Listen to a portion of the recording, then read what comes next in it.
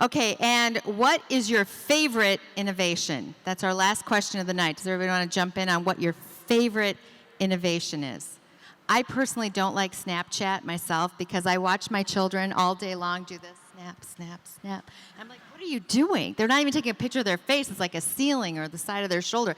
I don't understand it, but I've been told I'm not allowed to go on Snapchat. I've just been told that.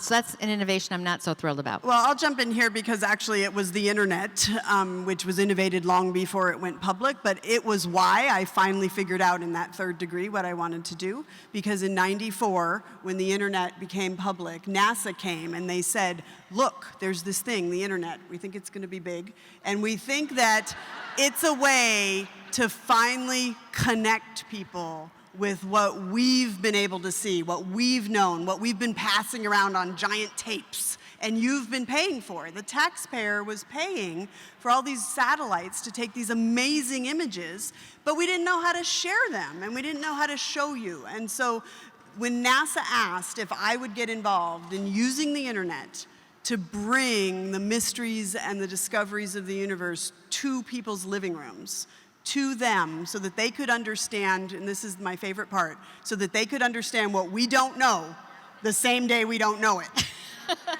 And I think that changed my life when I realized that that's what's going to get people engaged and involved. So I'm a big fan of the internet. I'll jump in. My father-in-law was diagnosed with stage 4 non-Hodgkin's mantle cell lymphoma, which has a 90% 5-year mortality rate, which means 9 out of 10 chances you won't make it 5 years. And he was diagnosed with it 12 years ago. My favorite technology is in the change in healthcare and how you can live a healthy and productive life. The science to me and understanding the genome, I'm most excited about the implications for living longer in a productive and peaceful way. I like the fact I can store my shoes more effectively. Yeah? Yeah. You can find shoes. That innovation, they have these little things, you can stack them now, and that's the innovation I like. That's your thing you like. All right. Sandy? I'm a former math teacher, so I'm going to go with the abacus. Interesting choice. Well, think about how good it is, right? Like, when the abacus was invented, it fundamentally changed math. So it went from math being in our heads and in our hands to like being able to exponentially imagine things. And for those of you who have little ones, you can make an abacus at home with Cheerios and string, and that's good fun. I love it. It's good fun.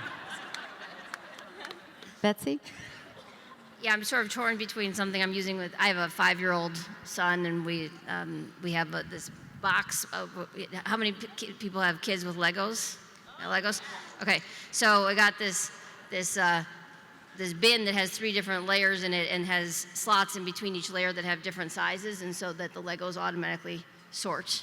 Wow. Yeah, So they fall on the floor because that's usually when I would find them. Like, I mean, that's a silly one, but the one I think, building on Michelle's point about the internet, the thing I'm most excited about going forward is the impact of the blockchain and how that's going to be the next transformative wave that rolls through that I think is going to change how we think about most things.